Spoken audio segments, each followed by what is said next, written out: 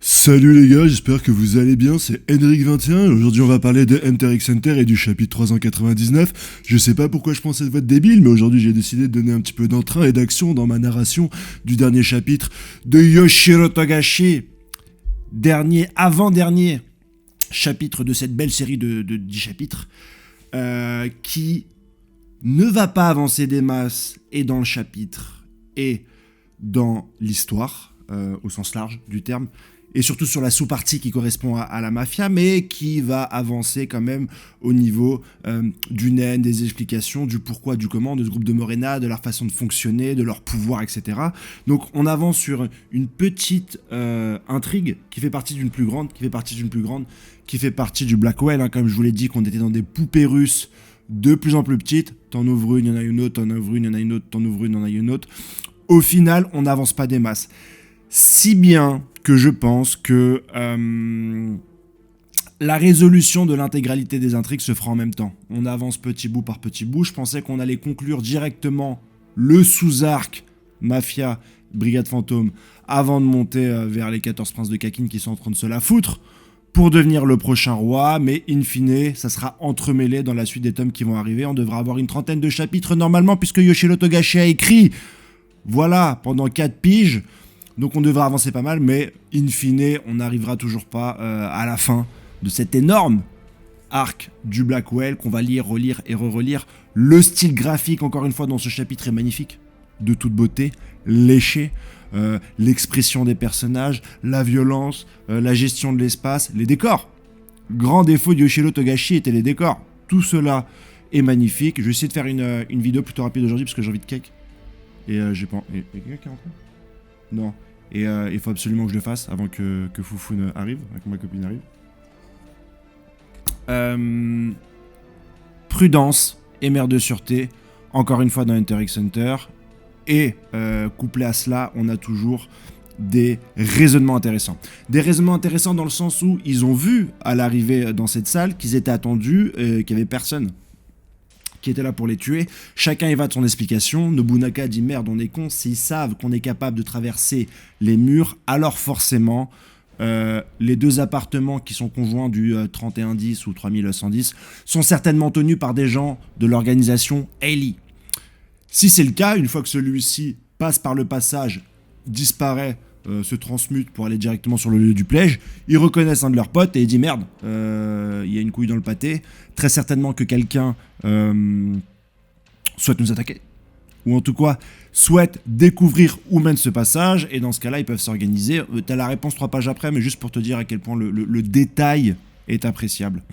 Et là, Inrig, histoire un petit peu de le rassurer, il lui dit pas forcément, parce qu'au final, que ça soit un membre des Hailey ou un passager lambda, un civil, ils ont juste à l'interroger. Nous, on sait que c'est pas vrai parce que dès qu'une personne vient, et d'ailleurs elle est dos à la porte, ils zigouillent. Ils savent pas c'est qui, ils zigouillent direct. C'est des zigouilleurs parce qu'ils sont là pour augmenter le niveau.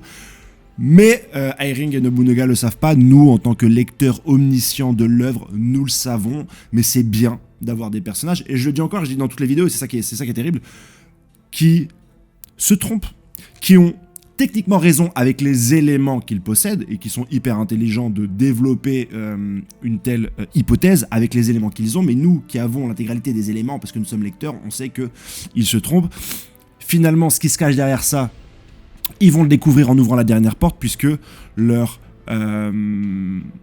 confiance se repose principalement sur leurs capacités de nen, des capacités de nen qui sont principalement sur la défensive. Les anciens gardes de Morena, celui qui pouvait transformer des parties de son corps en hache, etc., c'était plutôt des armes offensives, mais on a l'impression qu'ils ont dû réfléchir un petit peu plus au nen, et c'est un groupe qui réfléchit de plus en plus, qui au départ était bête, et qui, grâce à de l'intelligence collective, j'ai jamais un jour pensé, anticipé, que j'utiliserai la définition de l'intelligence collective pour parler d'Hunter x Hunter, mais voilà, comme on a déjà parlé de Nietzsche, on sait très certainement qu'on peut arriver très loin avec les dessins et l'histoire de Yoshiro Togashi. Ils commencent à raisonner entre eux, ils débattent, et d'ailleurs c'est un petit peu une métaphore, parce qu'ils débattent sur un groupe, est-ce qu'un groupe doit avoir une certaine unité, ou est-ce que les éléments disparates au final profitent à l'ensemble, et c'est exactement ce qui est en train de se passer entre eux, puisque ils réagissent par rapport au premier meurtre, celui qui pouvait transformer ses membres en armes. Franchement, c'était pas le couteau le plus pointu du tiroir, excusez-moi l'expression, et c'était pas non plus le gars le plus intelligent, mais là, il commence à comprendre toutes les possibilités qu'offre le naine, et on commence à avoir quand même des capacités beaucoup plus intéressantes. L'une avec un transfert de dégâts d'un côté à un autre, et tu vois directement la limite, parce que lorsque l'autre la tient, s'il se mange le couteau à ce moment-là, c'est transféré directement sur sa main gauche, et donc c'est son allié qui va se prendre le couteau. Je vous parle de la première. Donc il lui dit, fais gaffe, me tiens pas, fais attention. Donc en fait, il a déjà compris potentiellement les pièges, ou alors les inconvénients de sa capacité de naine, et ça c'est assez bien fait. Ça c'est la sonnerie de mon linge, c'est ma machine à laver. Et ça je trouve ça intéressant, c'est peut-être l'un des aspects les plus intéressants que je trouve dans ce chapitre. Et d'autre part, l'autre monsieur qui nous montre un naine très restreint, puisqu'au final, il faut qu'il y ait Morena dans la planque, donc il ne peut l'utiliser que dans la planque, j'ai l'impression, il faut qu'il soit à côté. Et qui donc ne peut pas tuer, parce que c'est une capacité de défense, ça déplace les gens. Au final, ça la rend particulièrement efficace, puisque comme tu ne demandes pas à ton naine de tuer ou de faire des trucs de ouf, mais juste de pousser les gens à l'extérieur, en fait, il n'y a rien, c'est un naine invincible, il n'y a rien qui pourra aller à l'encontre de ce naine.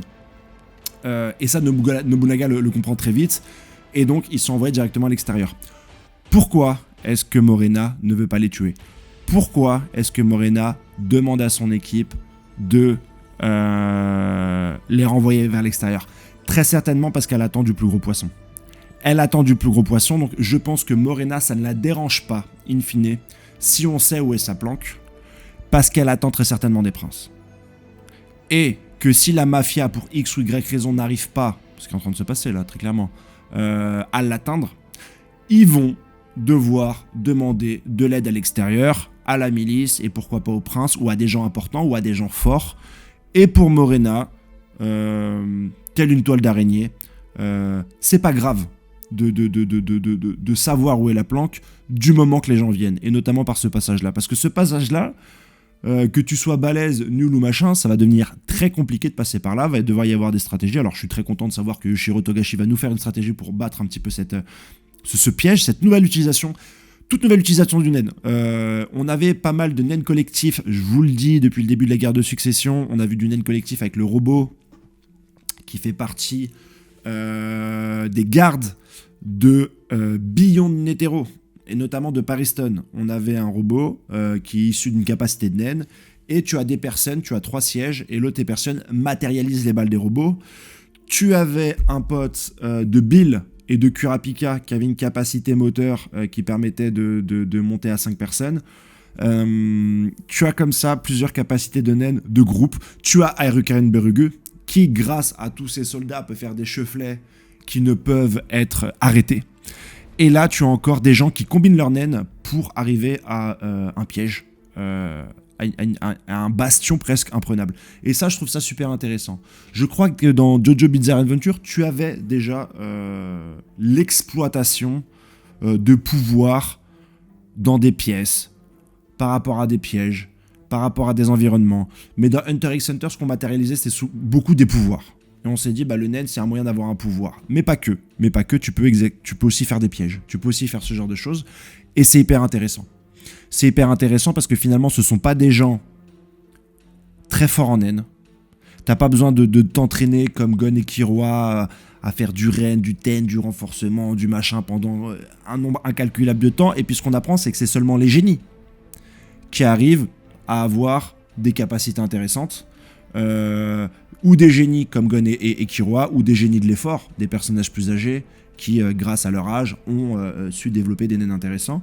Mais là, tu as la particularité de personnes qui viennent de découvrir le naine, mais qui, par leur utilisation unique, dans un contexte et par un travail de groupe, arrivent à déjouer des membres de la Brigade Fantôme, les refs. Des membres de la Brigade Fantôme, dont Nobunaga. Sympa. Beaucoup attendent le Hatsu de Nobunaga. On ne l'aura pas. Fatalement dans cette série de chapitres. De toute façon, je pense que dès le prochain chapitre, on va retourner sur Kurapika. On le sait parce que dans les croquis de notre cher Yoshiro Togashi, on a vu qu'il y aurait le personnage de Kurapika. Je pensais que c'était certainement et uniquement pour la dernière page, mais je pense que là, on a eu la suite de 10 chapitres et les informations que Yoshiro Togashi, l'auteur, voulait nous révéler pour l'avancée de cette petite partie de l'arc. En tout cas, c'est ce que je crois. On a vu une nouvelle utilisation du sabre. Qui lui permet d'attaquer à distance. Tu vois comment c'est fou, l'utilisation de couteau, comment c'est méga utile Des fois, t'as même pas besoin d'utiliser le naine, tellement des choses de la vie courante peuvent être utiles, et c'est un peu le cas là pour les coups là. De ce cher Inrig, personnage qui attire les gens. Beaucoup de gens me parlent de lui, beaucoup de gens me disent c'est un bon personnage, fait des vidéos et tout, il est bien, faut que t'en parles, etc. C'est devenu en 10 chapitres, alors que c'est un personnage mais tertiaire, tiers sauce, frérot. Il doit être dans le top 100, dans le 50e personnage le plus important de cet arc là. Mais parce qu'on a l'audace et la chance de le voir, on s'attache à ce personnage qui a des capacités de naine, qui a un caractère, qui plaît même à la brigade fantôme. Mais c'est un menteur, hein. Beaucoup disent ouais, il va peut-être rejoindre la brigade. Il sait où est Hisoka. Quand la brigade vont savoir ça, ils vont se dire merde, on a compté sur lui, on lui a fait confiance, on s'est débarrassé d'Ailey. Et au final, on avait parmi nous, et quelqu'un qu'on estime, hein, qui savait où est Hisoka. Là, ça va grincer des dents, et c'est ça que je vois, moi. Et tout le monde est bluffé, hein, tout le monde, Airing, prochain mec de la brigade fantôme, super intéressant. Le propos, à la fin de l'histoire, risque d'être tendax. Morena sur place, et très certainement un retour sur les 14 princes de Caquin dans le prochain chapitre d'Hunter x Hunter, le chapitre 400, et ensuite la suite de la guerre de succession dans ce tome. Voilà pour les éléments. C'est un chapitre sur le naine. Et l'auteur nous fait comprendre que le naine est le personnage principal et l'idée principale de cette œuvre. Voilà pour ce que j'avais à dire à propos de cette vidéo. N'hésite pas à la regarder jusqu'à la fin. En plus, c'est la fin là, de la vidéo. Et je vous dis à la semaine prochaine pour le chapitre 400. Passez une bonne semaine. Kiffez le life.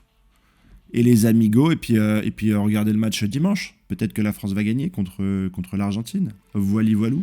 Bye les gars. Ciao.